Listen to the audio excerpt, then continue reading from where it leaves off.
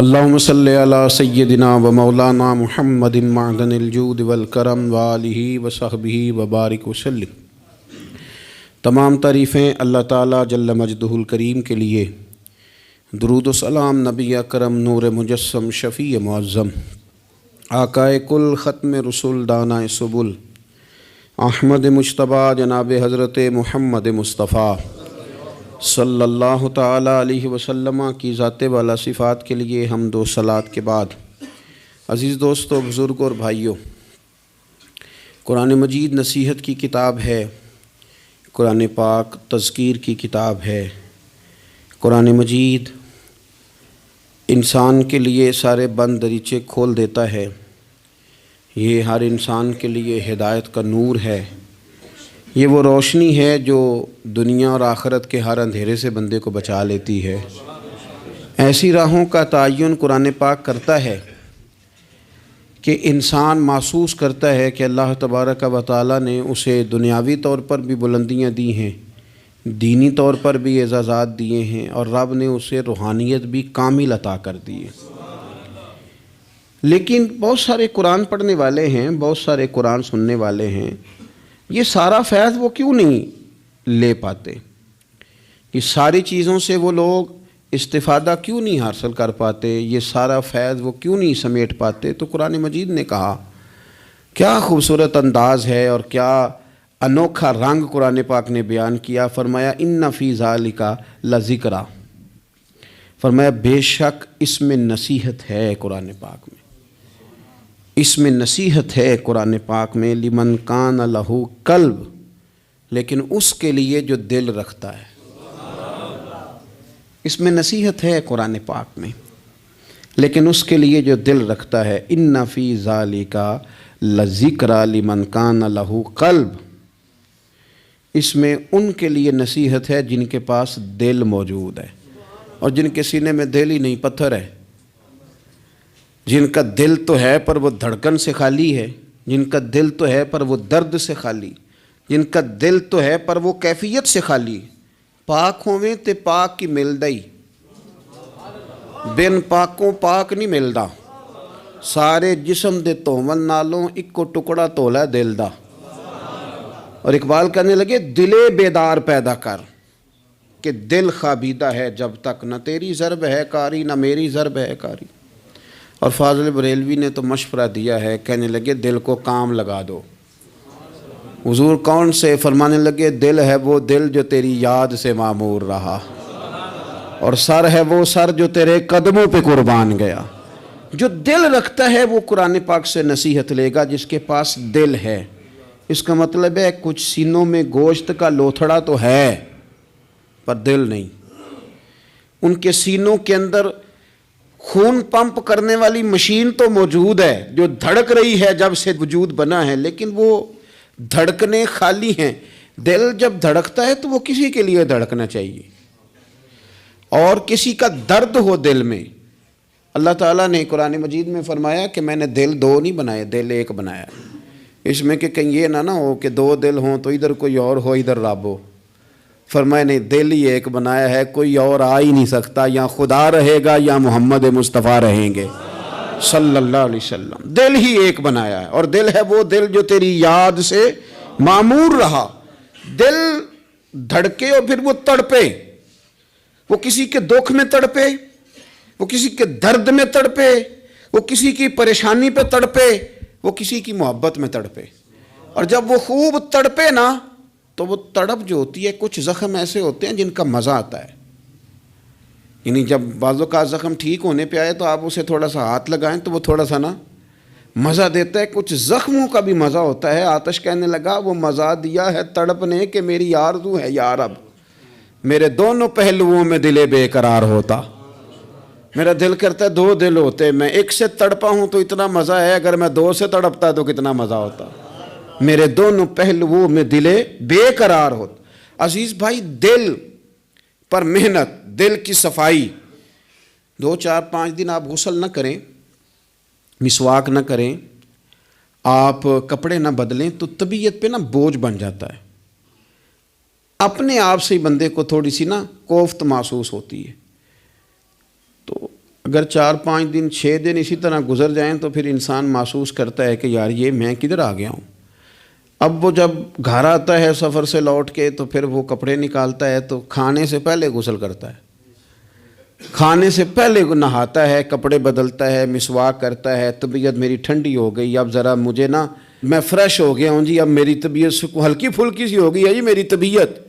اور میرے بھائی ظاہر پر تھوڑا سا گرد چڑھ جائے تو بندہ اپنے آپ کو فریش محسوس نہیں کرتا، تو اگر دل سارا حسد سے بھر جائے، بغض سے بھر جائے، عداوت سے بھر جائے، لوگوں کے بارے میں برے خیالات سے بھر جائے، کینے سے بھر جائے، تو کب انسان کو سکون آئے گا؟ کوئی بھی نہیں تنگ ہوتا آپ کے حسد سے۔ اگر کوئی معاذ اللہ کسی سے جل رہا ہے تو کسی کا کچھ بھی نہیں بگاڑ رہا، اگر کسی سے حسد کر رہا ہے تو کیا نقصان کر لیا اس نے کسی کا؟ اپنے آپ کو ہی جلا رہا ہے، اپنے آپ کو ہی تکلیف دے رہا ہے۔ اسے مل مل کے دھو اپنے دل کو، اگر یہ صاف ہو گیا تو تیرا وجود ہی ہلکا پھلکا ہو جائے گا، تو خود سکون میں آئے گا۔ اسے مل مل کے دھو، مل مل کے اس کو صحیح کر کے صاف کر۔ امام غزالی رحمۃ اللہ تعالیٰ علیہ سے کسی نے کہا تھا کہ ہم اتنا سنتے ہیں امام حسین کو، اتنا پڑھتے ہیں مولا علی کو، اتنے تذکرے ہیں ہمارے سامنے عثمان غنی رضی اللہ تعالیٰ عنہ، اتنا ذکر ہے فاروق اعظم کا، ابو بکر صدیق کا، اتنا ذکر ہوتا ہے نبی پاک علیہ السلام کے اخلاق عالیہ کا، پھر اس کا اثر کیوں نہیں؟ پڑھتے ہیں، سنتے ہیں، بیان کرتے ہیں، کہا جاتا ہے، سنا جاتا ہے، پھر اس کا وہ اثر کیوں نہیں؟ وہ طبیعت پہ چیزیں نقش کیوں نہیں ہو رہی؟ تو امام غزالی رحمۃ اللہ علیہ فرمانے لگے کہ اگر آئینے پہ گرد پڑ جائے تو اس میں عکس صحیح نظر نہیں آتے، آئینے صاف کر لیے جائیں تو پھر اس پہ عکس نظر آتے ہیں۔ ہمارے آئینے نا تھوڑے سے گرد والے ہو گئے ہیں، دل تھوڑے سے نا میلے کچیلے ہو گئے ہیں، تو کوئی بھی عکس اس پہ چڑھتا نہیں، جتنی مرضی بڑی بات سن لیں چڑھتا نہیں۔ مثال دیتے ہیں، کہتے رومیوں اور چینیوں کا مقابلہ ہو گیا تھا نقش نگاری کا۔ بادشاہ نے کہا جو اچھا نقاش نکلے گا، اچھی خطاطی کرے گا، اسے انعام دوں گا۔ تو رومیوں نے تو بڑے بڑے رنگ منگوائے، تو بڑی بڑی پینسلیں منگوائیں، تو بڑا انہوں نے کام کیا، درمیان میں پردہ تھا، آمنے سامنے دیواروں پہ نقش بنانے تھے۔ لیکن چینیوں نے کوئی چیز بھی نہیں منگوائی۔ 1 مہینے 1.5 مہینے کا ٹائم تھا، فارغ ہو کے بادشاہ نے پردہ ہٹایا کہ بیچ کھڑے ہو کے فیصلہ کروں گا کس کے نقش و نگار اچھے ہیں، انعام ملے گا۔ پردہ ہٹایا تو جیسے نقش رومیوں کی دیوار پہ تھے ویسے ہی چینیوں کی دیوار پہ تھے، ایک نقطے کا بھی فرق نہیں۔ بادشاہ کہنے لگا او کیسے فیصلہ کروں گا، تم نے کیا کیا ہے، سمجھ نہیں آئی تم نے کیا کیا؟ تو چینیوں سے یہ بھی پوچھنے لگا کہ نہ تم نے کوئی رنگ منگایا، نہ پینسل منگائی، نہ کوئی اور چیز، تو بالکل سیم۔ وہ کہنے لگے بادشاہ ہم نے تو کوئی نقش بھی نہیں بنایا۔ تم نے پھر کیا کیا؟ کہنے لگے ہم نے ذرا مال مال کے دیوار صاف کی ہے، دیوار کا آئینہ بنا دیا ہے، نقش تو انہی کے ہیں لیکن نظر ادھر آ رہے ہیں۔ میں نے سنا ہے کہ اس کے شبستان سے متصل ہے بہشت، مکیں ادھر کے بھی جلوے ادھر کے دیکھتے ہیں۔ سنا ہے اس کے شبستان سے متصل ہے بہشت، مکیں ادھر کے بھی جلوے ادھر کے دیکھتے ہیں۔ سنا ہے بولے تو باتوں سے پھول جھڑتے ہیں، اگر یہ بات ہے تو چلو بات کر کے دیکھتے ہیں، اگر یہ بات ہے تو چلو پھر بات کر کے دیکھتے ہیں۔ میرے عزیز کہنے لگے کہ وہ نا جناب ہم نے صرف دیوار صاف کی ہے، اتنی صاف کی ہے کہ شیشہ بنا دیا ہے، تو اب ان کے نقش ادھر بھی نظر آتے ہیں۔ تو بس اب بادشاہ خوش ہو گیا، اس نے کہا کوئی بھی نہیں جیتا، کوئی بھی نہیں ہارا، تمہارا انعام برابر کا ہے، تمہیں نقش بنانے کا انعام ملے گا اور تمہیں صفائی کرنے کا انعام ملے گا۔ امام غزالی کہنے لگے چل تو اس طرح کر، روز تو غسل کرتا ہے، دانت صاف کرتا ہے، بال کٹواتا ہے، ناخن بڑھ جائیں تو کٹواتا ہے، کوئی چیز ذرا تھوڑی بڑھ جائے تو چھوٹی کرتا ہے، تو کوئی لباس پورا نہ ہو تو اس کو سیٹ کرتا ہے، تو اس طرح کر، ظاہر پہ جو اتنی محنت کی ہے ذرا مال مال کے دل دھو، انشاءاللہ امام حسین کا فیض بھی نظر آئے گا، مولا علی کے جلوے بھی نظر آئیں گے، حضرت عثمان غنی کی حیا کا عکس بھی نظر آئے گا۔ اسے پہلے دھو لے، پھر تمہیں سیدنا عمر کی عدالت کا فیض ملے گا، حضرت صدیق اکبر کی صداقت کا نور ملے گا، پھر تو دیکھنا تیری طبیعت پہ نبی پاک کے اخلاق عالیہ کا بھی فیض نظر آئے گا۔ لیکن پہلے اسے دھو لے، اسے دل بیدار پیدا کر کہ دل خوابیدہ ہے جب تک، نہ تیری ضرب ہے کاری نہ میری۔ کچھ چیزوں سے دل سخت ہوتا ہے، جو لوگ دنیا داری کی اور فضول باتیں زیادہ کرتے ہیں ان کا دل سخت ہو جاتا ہے، جو ہنستے زیادہ ہیں ان کا بڑا سخت ہو جاتا ہے، اور صوفیاء کہتے ہیں جو کسی پہ ہنستے ہیں نا ان کا تو مردہ ہی ہو جاتا ہے، تو معاملہ ہی ختم ہو گیا۔ اور جو لوگ رزق حرام کی طرف بڑھتے ہیں ان کا دل بھی مردہ ہو جاتا ہے۔ اور اقبال کہتے ہیں جو مشینی زندگی گزارنے لگتے ہیں نا، روحانی زندگی سے نکل جاتے ہیں۔ ہم آج کل مشینی زندگی پہ آ گئے، ہمارے پاس انٹرنیٹ ہے، موبائل ہے، آواز کے فاصلے اتنے کم ہوئے ہیں کہ دلوں کے فاصلے بڑھ گئے ہیں۔ اقبال کہنے لگے دل کے لیے موت ہے، دل کے لیے موت ہے، دل کے لیے موت ہے یہ مشینوں کی حکومت۔ احساس مروت کو کچل دیتے ہیں یہ آلات، آلات پہ زندہ ہیں ہم، دل کے لیے موت۔ اور کسی کے گھر جانا، دروازے پہ دستک دینا، اور کبھی خط لکھنا تو سوچ سوچ کے، کبھی کاٹنا تو پھر لکھنا، لفظ یہ اس کے شایان شان نہیں، یہ جملہ میں نے بدل دیا ہے، لیکن اب بے باکانہ گفتگو ہے، تو مجھے وائس کر دے میں تجھے وائس کر دوں گا، حال ہی کوئی نہیں، تو کیا کوئی سوچے گا، کیا کوئی لکھے گا، کیا کوئی اس میں خوبصورتی کے رنگ بھرے گا۔ سخت ہو جاتے ہیں دل جب آپ مشینوں کی زندگی میں زندہ رہتے ہیں۔ دل نرم کیسے ہوتے ہیں؟ میرے نبی پاک نے فرمایا یتیم کے سر پہ ہاتھ پھیر، رب تیرا دل نرم کرے گا۔ اگر زنگ لگ جائے دل کو تو اللہ کا ذکر کر، قرآن پاک کی تلاوت کر، اللہ تیرے دل کو نرم کر دے گا۔ اور پھر فرمایا کہ اگر دل سخت ہو جائے تو موت کو یاد کر، تیرا دل نرم ہو جائے گا۔ اچھوں کی صحبت اختیار کریں تو دل نرم ہو جاتا ہے۔ قبروں کی زیارت کریں، جائیں کبھی اپنے شہر کے قبرستان میں، غور کریں کہ وہ چودھری صاحب لیٹے ہیں، یہ علامہ صاحب لیٹے ہیں، وہ فلاں بہت بڑے افسر لیٹے ہیں، وہ دیکھو وہ میرا عزیز لیٹا ہے۔ وہ ہارون رشید نے کہا حضرت داؤد تائی سے نصیحت کر دیں، تو فرمانے لگے باپ کدھر ہے تیرا؟ کہا حضور قبرستان میں، اماں قبرستان میں، دادا نانا بڑے بھائی سب قبرستان۔ فرمایا میں کیا نصیحت کروں؟ او پئیاں دس دیاں نہیں قبراں جنہاں تے پھول پئے، ادھروں کوئی بھی نہیں آمدا، تے ادھروں لکھاں گئے، تے سہ جوڑ سنگت دے ڈٹھے، سہ جوڑ 100 سال کی دوستیاں، سہ سال سنگت دے ڈٹھے، او تکو آخر وتھاں پئیاں، اور جنہاں بعد جیسی پل نہیں سنجیندے، ایک پل نہیں سنجیندے، پھر وہ شکلاں بھی یاد نہ رہیاں، سہ جوڑ۔ کہا یہ کوئی کم ہے دل کو نرم کرنے کے لیے؟ تیرے پاس موت کا تذکرہ، قبروں کی زیارت کو تھوڑی ہے؟ یہ چیزیں دل نرم کرتی ہیں یار، نرم کرتی ہیں چیزیں دل۔ سختی طبیعتوں کی، مزاجوں کی سختی، دوسروں کے بارے میں ڈاٹے جذبات، ہمارے رویے ڈاٹے، ہماری طبیعتیں سخت۔ حضرت عبداللہ ابن مسعود رضی اللہ تعالیٰ عنہ نے ایک شخص کو جنازے کے موقع پہ ہنستا ہوا دیکھ لیا، فرمایا آج کے بعد تیرے ساتھ کلام نہیں کروں گا۔ جس کا جنازہ دیکھ کے بھی دل نرم نہیں ہوا اور قبرستان دیکھ کے بھی دل نرم نہیں ہوا، وہ تو سخت دل بندہ ہے۔ سخت دل بندے سے دوستی کبھی نہیں رکھوں گا، میں تو درد دل والوں سے پیار کروں گا، تیرے ساتھ میں کلام نہیں کرتا۔ تو کس طرح کا شخص ہے بھائی جسے یہاں کے بھی ہنسی آ رہی ہے، مذاق سوچ رہا ہے؟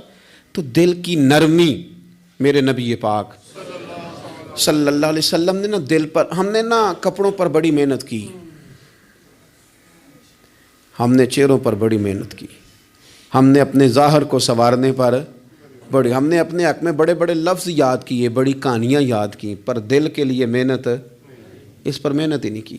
اعلیٰ حضرت فاضل بریلوی کتنے بڑے عالم ہیں، 1000 کتاب کے مصنف، اور ان کے فتاوی موجود ہیں کہ جس بندے کا تلفظ ٹھیک نہ ہو، یعنی جو ضروری قواعد ہیں وہ قرآن پاک کے جس کو نہ آتے ہوں اس کے پیچھے نماز نہیں، جو ہا اور ہا میں فرق نہیں کر سکتا، حمزہ اور عین میں فرق نہیں کر سکتا، وہ الفاظ کا معنی بگاڑ دے گا۔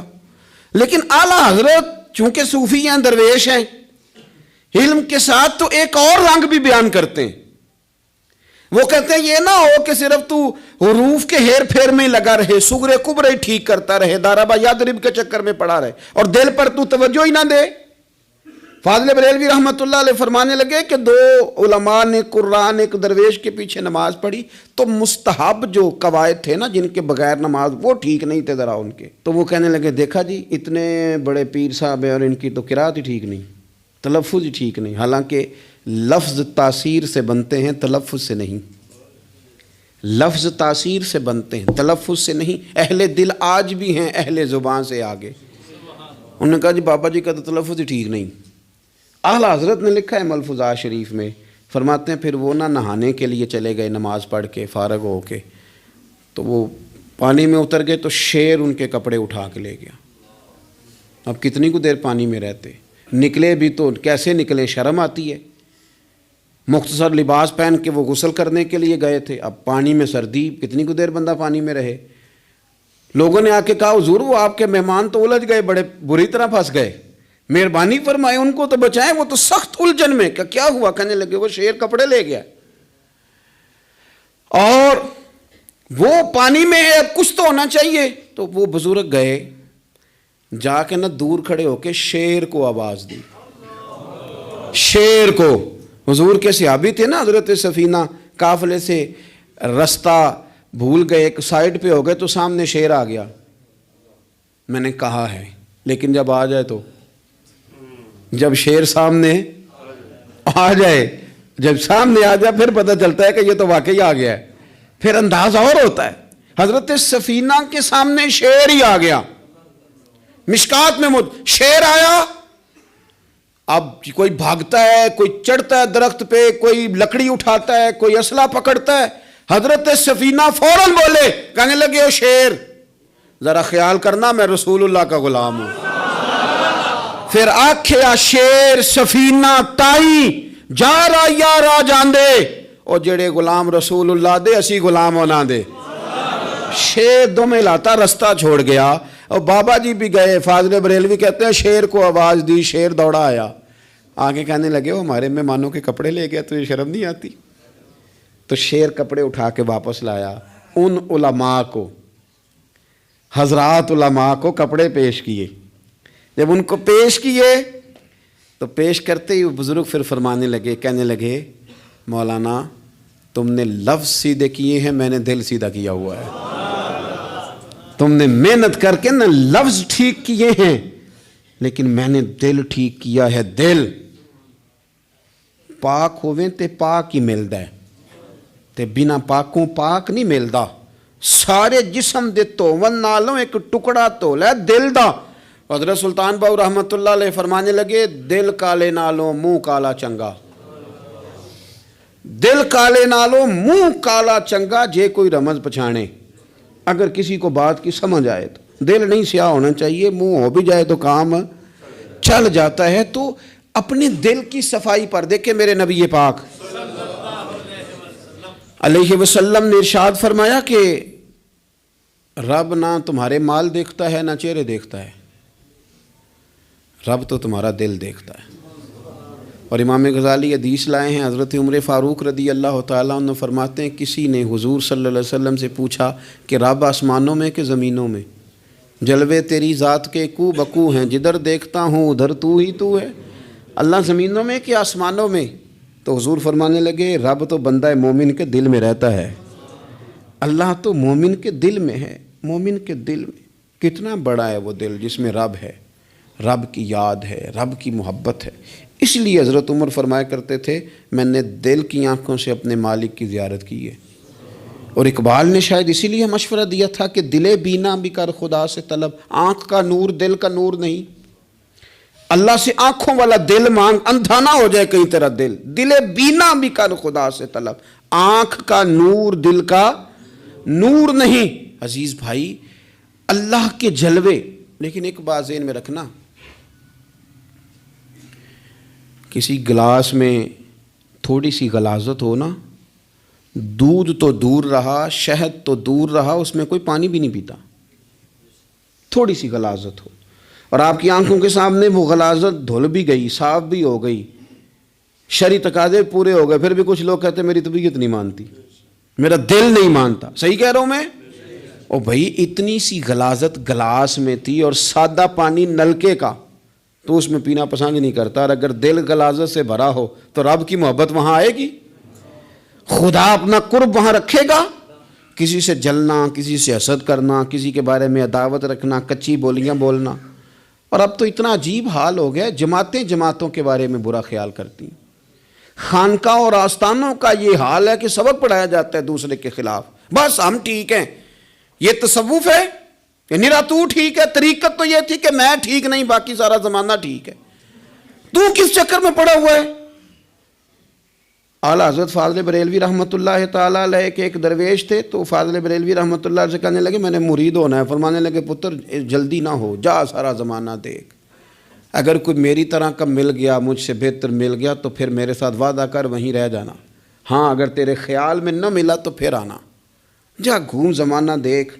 یہ کیا بات ہوئی کہ آپ نفی کرنے لگے سارے زمانے کی اور کہیں صرف میں ہی ٹھیک ہوں، فقط میں ہی ٹھیک ہوں؟ یہ طریقت ہے؟ اور تصوف والے تو لوگ یہ کہا کرتے تھے میں تے بندہ ٹھگ جے لوکو، میں تے بندہ چور، اور جس دا خلقت کلمہ پڑھ دی او محمد ہور. وہ لوگ تو نفی کرتے تھے، وہ لوگ تو نفی کرتے تھے اپنی، کہتے تھے میں کوئی شے نہیں، میں تے بندہ ٹھگ جے لوکو، او میں تے بندہ چور. اور میاں محمد بخش صاحب رحمۃ اللہ علیہ، ایک عالم نگار نے لکھا تھا کہ وہ کچھ لوگ نا سکھ ہندو یہاں رہتے تھے، تو ان کا نام محمد تھا چونکہ، تو بات کو شبہ پڑ گیا کہ شاید جن کا لوگ کلمہ پڑھتے ہیں نا مسلمان، معاذ اللہ یہ وہ والے ہیں. تو میاں صاحب اپنے بارے میں کیا کہے، او میں تے بندہ ٹھگ جے لوکو، میں تے بندہ چور، جس دا خلقت کلمہ پڑھ دی او محمد ہور. او میں تو ایک ٹھگ ہوں. حضرت میاں شیر محمد صاحب شرک پوری رحمۃ اللہ علیہ سرتاج ہیں اولیاء کے، پیر سید اسماعیل شاہ صاحب بخاری حضرت کرما والا شریف والے، وہ کہتے ہیں میں بیعت ہونے کے لیے جب شرک پور شریف آ رہا تھا تو رستے میں مجھے ایک بزرگ مل گئے، تو مجھے کہنے لگے کدھر جا رہے ہو، کون ہو؟ میں نے کہا میں سید ہوں اور میاں صاحب سے بیعت ہونے جا رہا ہوں. تو مجھے کہنے لگے وہ تو دنیا دار ہے، جیبوں میں ہاتھ ڈالتا ہے لوگوں کی، تو سید ہو کے ارائیں کے پیچھے کیا لینے جا رہا ہے؟ جیڑا بلے نو سید آکھے دوزخ ملن سزائیں، تو جیڑا بلے نو رائیں آکھے او جنت پینگا پائیں، چونکہ رانجا رانجا کر دی نی میں ہوں آپ ہی رانجا ہوئی. رانجا ہی آکھن ساریاں میں نو، ہیر نہ آکھے کوئی. وہ تو کدھر جا رہا ہے؟ کہتے ہیں میں نے کہا بابا زیادہ باتیں نہ کر، ناراض ہو جاؤں گا. کہتے ہیں بابے نے کئی دفعہ رستے میں مجھے منع کیا، نہ جانا نہ جانا، فلانی جگہ چلا جا فلانی جگہ، لیکن میں چلا گیا. میری طلب صادق تھی. جب میں باہر جا کے بیٹھا تو اندر سے بلاوا آیا کہ میاں صاحب نے بلایا. اندر گیا تو یہ تو وہی بابا جی ہیں جو مجھے روک رہے تھے. تو میاں جی خود ہیں حضرت میاں صاحب. کہنے لگے بیلیا تینوں بڑا موڑیا پر تو مڑیا ہی نہیں. وہ تو روکتے تھے، اپنی نفی کرتے تھے. دل صاف دوسرے کے بارے میں، نظریہ صاف، کسی کے بارے میں خیر کا جملہ، کسی کی وکالت کرنا، کسی کا عیب چھپانا، کسی کے بارے میں اچھے لفظ بولنا، یہ مومن کی شان ہے. مومن کا دل ایسے سونا. میرے نبی پاک صلی اللہ تعالی علیہ وسلم نے فرمایا یہ میرا زید بن حارثہ ہے، اس کا دل اللہ نے نور ایمان سے بھر دیا ہے. ایمان سے دل بھر دیا رب تعالیٰ نے. ایک دن صبح صبح حضور نے پوچھا، اور داتا صاحب نے اس کو لکھا ہے، نبی پاک نے پوچھا آج تم نے صبح کس طرح کی؟ عرض کی یا رسول اللہ اس حال میں کہ میں پکا مومن ہوں. حضور نے فرمایا تو پکا مومن ہے، کس طرح؟ کہنے لگے یا رسول اللہ میں اس طرح کا مومن ہوں کہ سونا اور مٹی میرے لیے برابر ہے. پیسے آ جائیں تب بھی کوئی ٹینشن نہیں، نہ آئیں. حضرت زید بن حارثہ رضی اللہ تعالیٰ عنہ عرض کرنے لگے حضور سونا اور مٹی برابر ہے، کوئی پرواہ نہیں. تو حضور نے فرمایا تیرے ایمان کی دلیل؟ عرض کرنے لگے یا رسول اللہ میرے ایمان کی شان اور دلیل یہ ہے کہ میں یہاں زمین پہ بیٹھ کے نظر اٹھاؤں تو میری نظر اللہ کے عرش تک جاتی ہے. میں بتا سکتا ہوں کہ جنتی جنت میں جا رہے ہیں اور راضی ہیں، جہنمی جہنم میں جا رہے ہیں اور چیخ رہے ہیں، میں بتا سکتا ہوں. تو حضور نے فرمایا پھر اس کی حفاظت کر، پھر اس جذبے کی حفاظت کر. جب دل صاف ہو، نور ایمان سے بھرا ہوا ہو. علم لدنی کب آتا ہے؟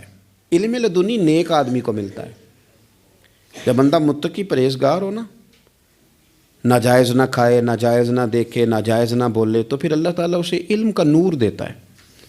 جو لوگ کہانیوں میں الجھ جاتے ہیں نا، زیادہ باتیں کرتے ہیں، زیادہ گھومتے ہیں، زیادہ سازشی عناصر کا شکار ہوتے ہیں، ان کے تو حافظے کمزور ہو جاتے ہیں، یاد ہی نہیں رہتا، باتیں اتنی کرتے ہیں پتہ نہیں سویرے کیا کہا تھا دوپہر کو کیا کہہ رہے ہیں۔ جب انسان کا دائرہ کار تقوی والا ہو پھر اس پر علم کی روشنی کھلتی ہے، پھر دروازے کرم کے کھلتے ہیں، اپنے دائرے محدود کر لیے جائیں۔ سوچیں، میں بڑے بڑے لوگ آپ کو زندگی میں ملیں گے، مشورے دیں گے، وہ جناب آپ کو پتہ ہی نہیں آپ کتنے بڑے ہیں، آپ فلانی جگہ کھڑے تھے، فلانے کے ساتھ ہنس رہے تھے، یہ آپ کو خراب کرنا چاہتے ہیں، کسی تکبر میں مبتلا کرنا چاہتے ہیں۔ آپ زمین پہ رہیں تاکہ زمین والوں سے رشتہ مضبوط رہے، دل کی صفائی، دل صاف ہو، کوئی حسد نہیں، کوئی کینہ نہیں۔ پتہ ہے سب سے بڑی بیماری کیا ہے بندے کی؟ خوفناک علامت کیا ہے دل کے بیمار ہونے کی؟ کہ کوئی بندہ بیماری میں ہے اور ادھر ایک بندہ اس کو دیکھ کے خوش ہو رہا ہے، کسی کو زوال آ گیا ہے، کاروبار ڈوب گیا ہے اور یہ دیکھ کے خوش ہو رہا ہے، مر گیا ہے اس کا دل، مردہ ہے، اندر کوئی دل نہیں۔ اب یعنی ایک بندہ رسوا ہو گیا اور یہ خوش ہو رہا ہے، دیکھا میں نے نہیں کہا تھا۔ جب کوئی کسی کی رسوائی، کمزوری اور کسی کے زوال پر راضی ہونے لگے تو پھر سمجھ لے کہ اس کا حال اتنا برا ہو گیا ہے کہ اب یہ اخلاقی طور پر مردہ زندگی گزار۔ ہمارا اب یہ حال ہے کہ ہم لوگوں کے دکھوں پر ہنسنے لگے، ہم کسی کے ہاں کوئی شخص تکلیف میں آتا ہے تو ہم اس کو کہکہوں میں اڑاتے ہیں۔ یارو، زندہ قومیں یہ کام نہیں کرتی، زندہ قومیں یہ کام نہیں کرتی۔ میرے نبی پاک صلی اللہ علیہ وسلم نے فتح کے موقع پر بھی گردن کو جھکا کے بتایا کہ جب رب عروج دے تو پھر اللہ کی بارگاہ میں جھک جایا کرو۔ کسی شخص کے پتہ ہے، ایک حدیث سنو، یہ مسلم شریف میں موجود ہے، حضور نے فرمایا ایک بندہ گناہ کرتا تھا پھر اس نے توبہ کر لی، اگر کسی نے دوبارہ اسے وہ گناہ یاد کرایا کہ تو یوں ہوتا تھا، اگر کسی نے اسے دوبارہ گناہ یاد کرایا تو یاد کرانے والے کو اللہ سزا کے طور پر مرنے سے پہلے پہلے اس گناہ میں مبتلا کر دے گا، خفیہ تدبیر آئے گی اللہ۔ جس کو اللہ نے معاف کر دیا، زمین آسمان بھول گئے، فرشتوں کے دفتر سے اس کا گناہ محو کر دیا گیا، تو نے کیوں یاد رکھا؟ لیکن ہمارے دل اس طرح کے ہیں، خیر کی خبریں نہیں دیتے، ہم خیر کی خبر نہیں دیتے، مثبت بات نہیں کرتے، ہمارے رویے دوسروں کے بارے میں سخت ہیں۔ یعنی بہو سے داماد سے اختلاف ہو گیا، پھر اس نے معافی مانگ لی، پھر ہم نے معاف کر دیا، پھر ایک سال کے بعد دوبارہ لڑائی ہوئی تو پچھلی بات دوبارہ یاد کرنی چاہیے تھی، اس کی تو معافی دے دی تھی آپ نے، لیکن آپ نے پھر یاد کر لی وہ بات۔ اس کا مطلب ہے آپ نے صلح کی تھی، دل صاف نہیں کیا تھا۔ دل جب آپ صاف کر لیں تو پھر معاملہ ختم ہو گیا، پھر آپ پھر نکال پھینکے ساری چیزیں۔ مسند امام احمد بن حنبل میں حدیث ہے، حضرت انس بن مالک رضی اللہ تعالیٰ عنہ کہتے ہیں میں بھی بیٹھا تھا، حضرت عبداللہ ابن عمر رضی اللہ تعالیٰ عنہ بھی حضور کی بارگاہ میں بیٹھے تھے۔ نبی پاک صلی اللہ تعالیٰ علیہ وسلم نے فرمایا ابھی ایک شخص تمہارے پاس آنے والا ہے، تیاری کر لو، آنے والا جنتی ہے۔ کہتے ہیں ایک شخص اندر داخل ہوا تو سادہ سا بندہ، داڑھی سے پانی کے قطرے گر رہے، جوتے ہاتھ میں پکڑیں یا بغل میں دبائیں، وہ آ گیا، حضور سے بات چیت کی، چلا گیا۔ ہم بڑے خوش تھے کہ کمال نہیں ہو گیا، جس کو حضور نے دنیا میں جنت کی بشارت عطا کر دی۔ اگلے دن اس نے اتفاق، ہم اسی جگہ اسی حال میں بیٹھے تھے کہ پھر محبوب نے فرمایا ابھی ایک بندہ آنے لگا، جنتی ہے۔ کہتے ہیں وہ بندہ آیا تو دیکھ کے حیران ہو گئے، یہ تو وہی کل والا ہی بندہ ہے، اسی طرح داڑھی سے پانی کے قطرے گر رہے ہیں، جوتے اس کی بغل میں آ کے بیٹھ گیا۔ تیسرے دن اللہ کی قدرت ہم وہیں بیٹھے تھے، پھر حضور نے فرمایا بندہ آنے لگا، زیارت کر لو، تیاری کر لو، بندہ جنتی ہے۔ وہی بندہ آیا جو پہلے 2 دن آیا تھا۔ حضرت عبداللہ ابن عمر کہتے ہیں کہ وہ حضور سے کوئی بات چیت کر کے جانے لگا تو میں اس کے پیچھے ہو گیا۔ میں نے اس کو جا کے سلام کے بعد کہا کہ یار میں تیرا مہمان بننا چاہتا ہوں، 3 راتوں کے لیے رکھ لو گے؟ اب محلہ بھی ایک، شہر بھی ایک۔ اس نے کہا جی ٹھیک ہے آ جائیں، جو میرے پاس روکھا سوکھا ہوگا پیش کر دوں گا۔ فرماتے ہیں 3 راتیں 3 دن میں اس کے پاس رہا۔ میں جاننا چاہتا تھا کہ کون سی ایسی عبادت کرتا ہے جس کی وجہ سے 3 دن حضور نے جنت کی بشارت اس کے لیے دی، اعلان فرمایا۔ کہتے ہیں میں نے کوئی غیر معمولی چیز نہیں اس کے اندر دیکھی، کوئی انوکھی عبادت نہیں دیکھی۔ عشاء پڑھتا، فجر تک سویا رہتا، میں تہجد کے وقت اٹھتا، نفل پڑھتا۔ 3 راتیں یہ ہوتا رہا۔ ہاں جب وہ کروٹیں بدلتا تو اللہ اکبر کہتا۔ باقی وہ سویا ہے، فجر میں اٹھا ہے، صدقہ بھی خاص نہیں اس نے دیا، خیرات بھی میں اس سے زیادہ کرتا رہا، مجھے